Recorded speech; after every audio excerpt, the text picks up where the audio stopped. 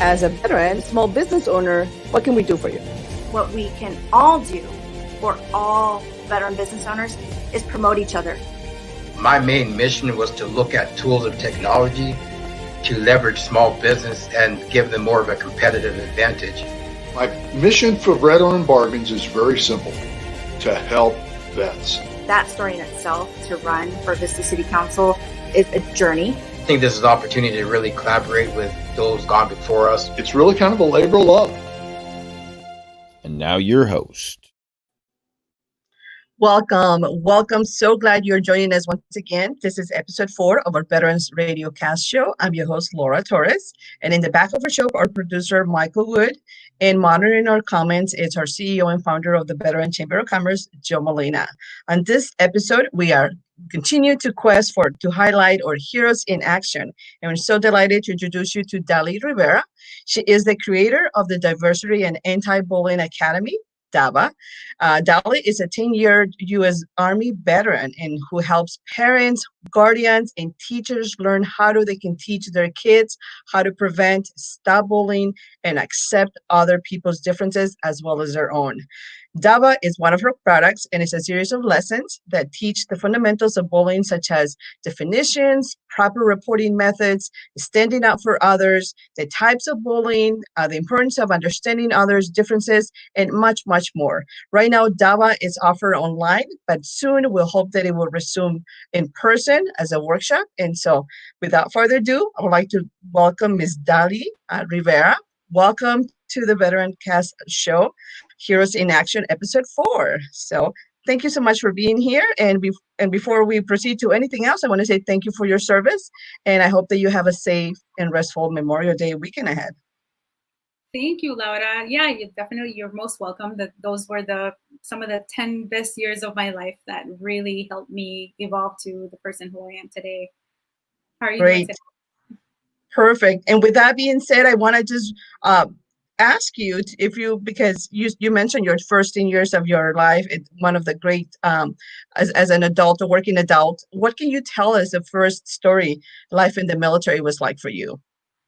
So, like everything, you have your good and your bad. But when people ask me, would you do it all over again, despite of all the bad things, I always say yes.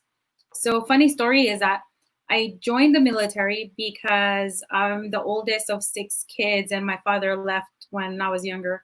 So I didn't want to burden my mom with college expenses and whatever. And I also kind of wanted to rebel against society's norms and do something that girls typically didn't do. So I decided to become a mechanic, working on the tanks and all the heavy wheel vehicles. And in my mind, I thought, I'll do this for 3 years. And then I'm done. I'm just going to get my GI Bill money, go to college, make my mom proud. and those 3 years turned into 10 years. And I had a lot of challenges with ageism, because I was very young and I came up the ranks pretty quick. I also, I was very, very shy and very afraid of authority.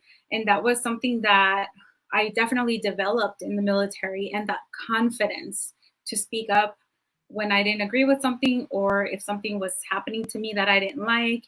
And all of those things were just amazing. So all those hardships that I did go through were great lessons to build me up. And it's just so funny how things happen, because I never, ever thought I would say, I'm going to join for 10 years. It was just an amazing experience. Well, I'm glad that you are able to look back at all the positive things, to reflect back, and maybe potentially any negative experience, take them as positive lessons, and then moving forward, obviously you're doing some great work out in the community. So that is, it talks about your experience in the Army as well as forming those resiliency and your mindset. Now, let me just share a little bit. My husband transitioned out of the Marine Corps after 21 years. And I would like to say that our transition was pretty smooth. What about yours? What was transition like out of the military for you?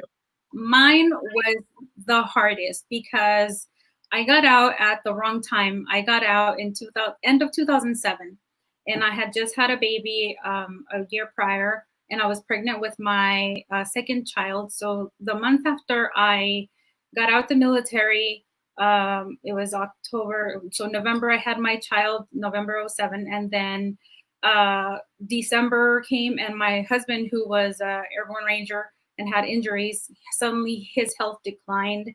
And we were just devastated because we thought it was going to be a little temporary thing and whatnot. As it turned out, it wasn't. And he ended up bedbound like all of the following year. We had to use all of our savings. And ironically, we had been both in the real estate industry a year before I got out because we were planning. So thank goodness that we had a pretty good sizable egg, with egg nest of funds, which carried us for a while, but then that ran out. So here I was adjusting to civilian life, applying to jobs, because in my mind, when I got out, I thought, this is going to be smooth. I'm already in real estate, doing really well. Yeah, the market's shaky, but we really didn't understand how bad it would be. We had also just purchased a new home, 2 brand new babies. So I was adjusting from having been a staff sergeant, leading troops, and I was a drill sergeant too, my last position, to being somebody who mattered and who like mentored people. And then all of a sudden finding yourself like, oh wait, I have to adjust. I'm a new mom. And then my husband, he can't be like, like a normal person because he's bedbound. And then I had to, advocate for him at the VA. And our finances are in shambles. Everything was so uncertain. And it was really, really hard. And I look back at those times and about everything we went through, because we ended up in like foreclosure. Luckily, we kept our home and all, but all of that hardship and everything that I learned from advocacy and just like trying to be strong for myself and for my 2 little new babies, and of course for my husband, it was just a time period where I look back and I think, how in the world did I survive that? I look back and I just cannot believe it. So a lot of this kind of resonates or it reminds me of what's going on right now with people losing their jobs. It's not something that you can help. It's not like you decided to bring COVID here and affect the whole nation, the whole globe, So my heart goes out to all those people who are negatively being affected, because, not everybody's being negatively affected. But I think a lot about that right now. It really reminds me of that moment back then because of what's going on now. Well, I appreciate you sharing all those details with me and that story. It certainly makes you stronger, and all those different challenges as you experience through your transition and re-engaging into the civilian lifestyle. It can really, really take a different perspective in your view. And now with that, I want to ask you, so then, I'm intrigued. I saw your profile and I was really excited to learn a little bit about how you came to be Dali Talks. How did you launch this project, and what's the reason behind it? So when I was going through that dark period, I call it the dark ages, in 2010, I learned of the Entrepreneur Bootcamp for Veterans program. Back then, it was just for disabled veterans, and being that I am a service disabled connected veteran, I applied and I got into the program, and it gave me a taste of entrepreneurship. Back then, my mentality was, I have to rely on myself. I can't go work for somebody because everything's uncertain. If I can control my career, then maybe this won't happen to me again. So I dabbled in a business called Maestro Blocks. Back then, it was custom kitchen cutting boards, and that didn't plan out. And then when my daughter, my eldest, turned 5, she started kindergarten. She gets on a bus. She's so excited. And this little boy had asked her out, and she politely declined. And he kind of took that. He took it well, but what my husband and I noticed was every time we go to the bus stop, the 2 older brothers, who were about 7 and 9, they would tell him things that to other kids was like, oh, they're just being boys, or they're just teasing their little brother. But they would hurt him and tell him, you got to man up, especially when my daughter would walk up to the bus stop. And they would kind of like to say, hey, look, he's man enough, he can take it, to show her, And after I got out the military, I ended up finishing my college degree. I got a master's in women and gender studies. So my gender studies and my my mentality went to, oh my gosh, what I'm seeing is toxic masculinity. These 2 boys who are not that much older are teaching their little brother to be aggressive, because they would grab him from the arms. One would hold him back. The other one would punch him in the stomach as he would tell him, you got to man up. You got to be a man. You got to be mean. You got to be tough. And then all that toughness was then relayed onto my daughter and other kids. And for like a split second, my eyes for some reason locked with the little boy, the 5-year-old. And all I could see was pain and embarrassment, humiliation. I remember seeing his watered eyes, and I could tell he was just sucking it in so hard to not cry, to not be that weak boy that his brothers were telling him not to be, So from that moment, I turned to my husband and I said, we got to do something about this. We got to educate kids, because this is bullying. And actually, it's like a certain type of bullying. You're being physically harmed by your own family members. And a lot of people don't realize that it happens among families. So I just started educating my friends. And then from my friends, they were like, hey, why don't you teach this workshop here? And then it just evolved into a series of workshops. And that's how the Diversity and Anti-Bullying Academy was born. Who would have ever known? But I applaud you for that, because certainly, it's not just on military families or kids or everyone. This is a society thing, right? This is an issue that goes across. There's no specific gender or ethnicity group or anyone. We all experience bullying all across, whether it's bullying through different genders or through masculinity or female or in general different ages. So I applaud you for that, because your company's mission, of course, is to promote equality and prosperity for all, and that really inspires, and I hope that inspires future generations to make sure that they make a difference. And so with that, I want to ask you, what this mission, how do you tie this mission with impacting the community? And you kind of summarize it a little bit when you identify the problem, but in your view, how do you impact our community through your mission? So first and foremost, I teach the parents, because a lot of times the parents are the ones that don't get this type of education. And like myself, when I had to advocate for my child, I thought I knew it all. I was like, I have a good relationship with the principal. I've got this. I'm going to go talk to her and blah, blah, blah. I talked to the bus driver. They should be taken care of. And it wasn't. It wasn't, because there was a lack of information. There was a lack of knowledge about certain policies that for some reason, parents, when they hit that roadblock, they think, oh, it's us against them. So I help the community become more understanding with the schools or with the daycare or wherever it is that bullying happened with their children. So the community comes together by talking about it, and also by allowing them, to talk about that pain point, and to say, hey, yeah, you know what, I saw this and this happened to my child, and this is what you can do. This is what I learned from that experience. So they come together and support each other.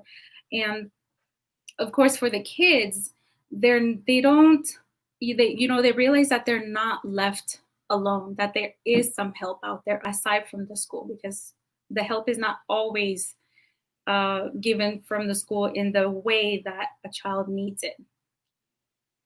Exactly. And I'm glad that organizations such as yours exist, because you are correct. It's usually the problem when there's a problem with our kids, it's because of the grown-up. It has to be funneled down, and it trickles down all kinds of immediate responses and impacts their day-to-day life. And yes, definitely our generations and lots of bad habits that has to be worked through the top and then the bottom, and our kids will do a lot better. Now, not necessarily to change topics here, but I want to, given that May is Military Appreciation Month, I want to just bring in here a little question that we often in the military, our husbands and service members like yourself get acknowledged. And so what does the hero word for you? What's hero means to you? What does that word mean to you? What does it represent? The first thing that always comes to mind is a person who is willing to do something for others and not just themselves, in a way of like helping or sacrificing something of theirs so that others can be better. Essentially, that's what we in the military do, right? We put our own lives at risk for the better of the whole. And I see that it's not just military members, it's also the teachers who also, they pull out like money from their own funds to make sure that a child eats. There may not be the hero type like us in the military where we get in front of bullets or anything like that, but it's having that courage to do what you don't really want to do, but is necessary for the whole.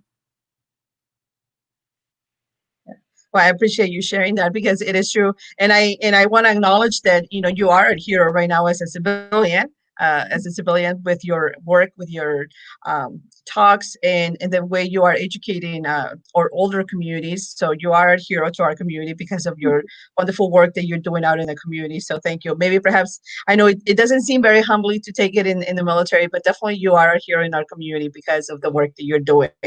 Now, as we talked a little bit about your journey in the military, you're transitioning out of the military, of course, your current work that you're doing. But now, if you were to reflect back, what is one thing that you wish you would have known before as a younger Dali? What would you tell yourself or you share with yourself that you Wow. know now?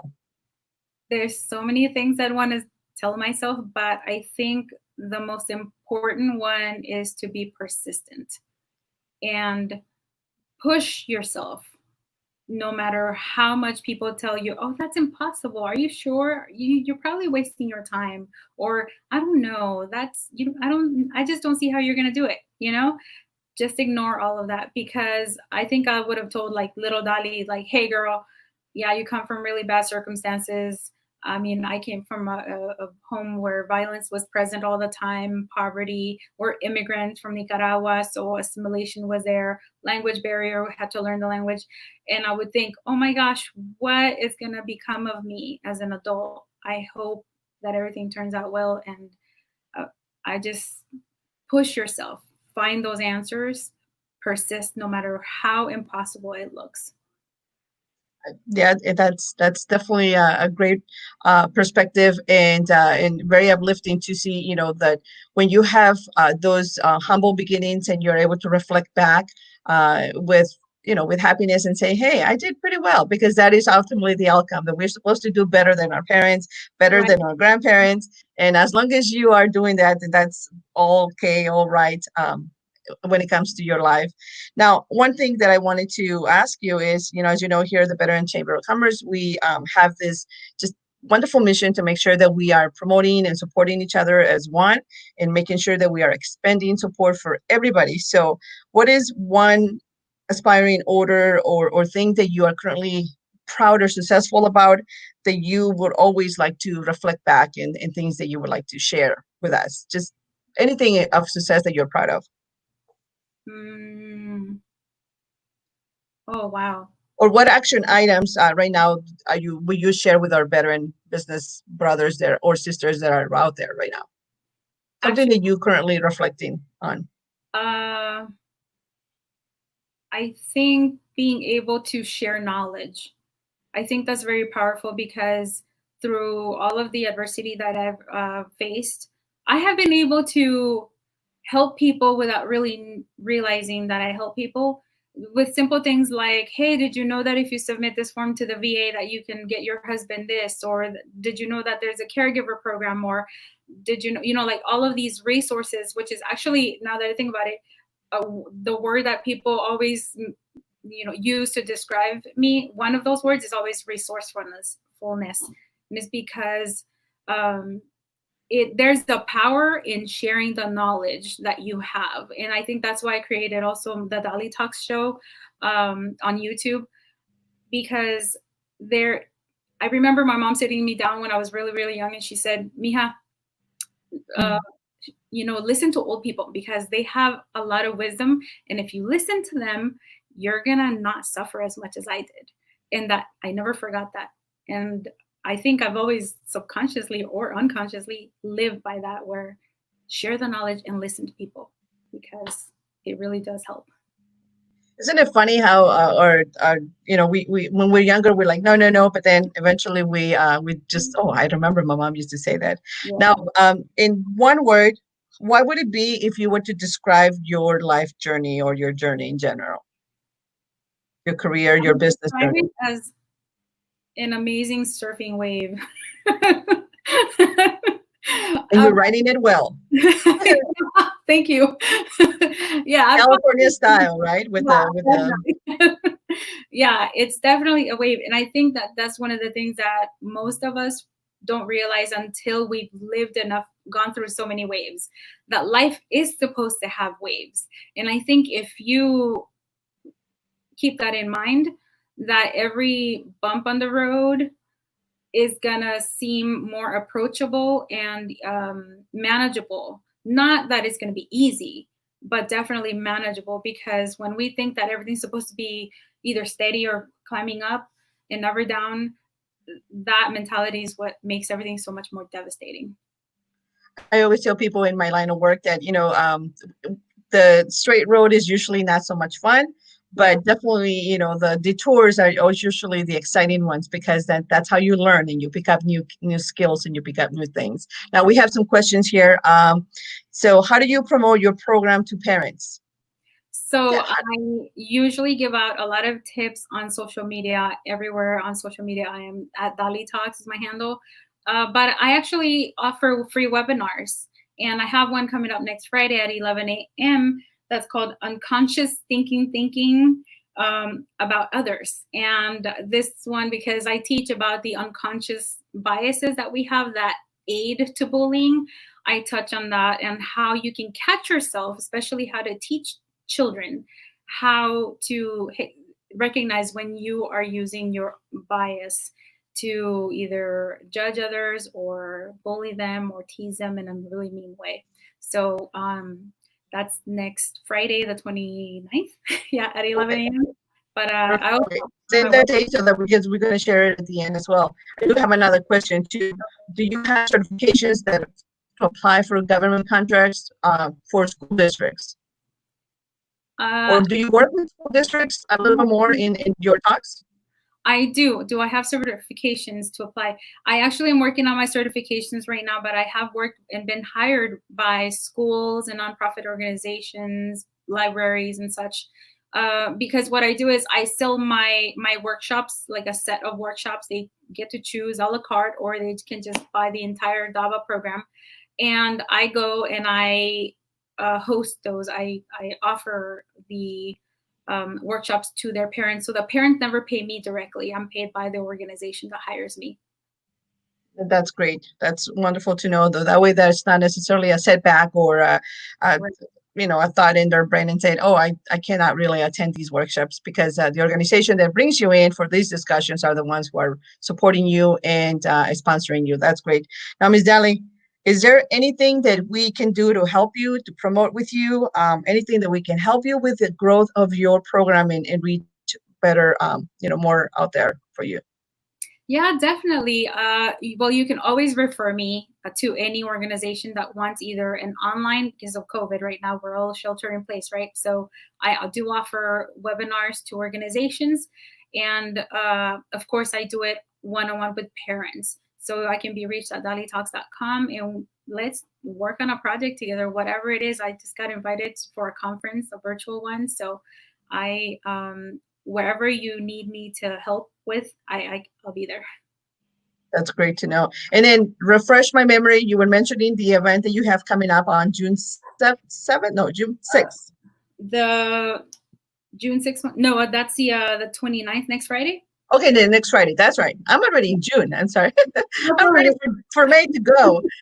Yeah, it's called Unconscious Thinking About Others. And it will be live on my Facebook page on facebook.com/Dali Talks at 11 a.m. Perfect. All right. So we'll share those that event in our page as well, so that everybody can know. And I do have a couple of questions on the live. It's Ryan wants to know, how do you network?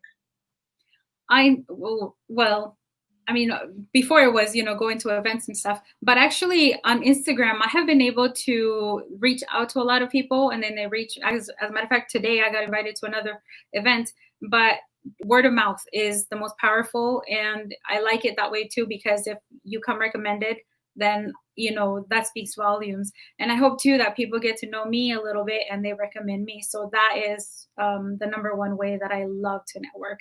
And I join, like those online virtual networking places and stuff, LinkedIn. Um, yeah, that's usually just mainly word of mouth. Perfect. Well, that's really great. And I did wanted to acknowledge a comment from Michelle Carlin, and she said Della is a pro in making a real difference. So thank Oh, you. well, that's so nice. Yeah. So thank you so much for your work and everything else. And let me just make sure that we don't have any comments. Is there anything you would like to share as we review any more comments? Anything else that on your behalf that we can help you continue to support and help you pass the word? Yeah, well, definitely, if you need free tips, come on to Instagram or Facebook. My handle is at Dolly Talks.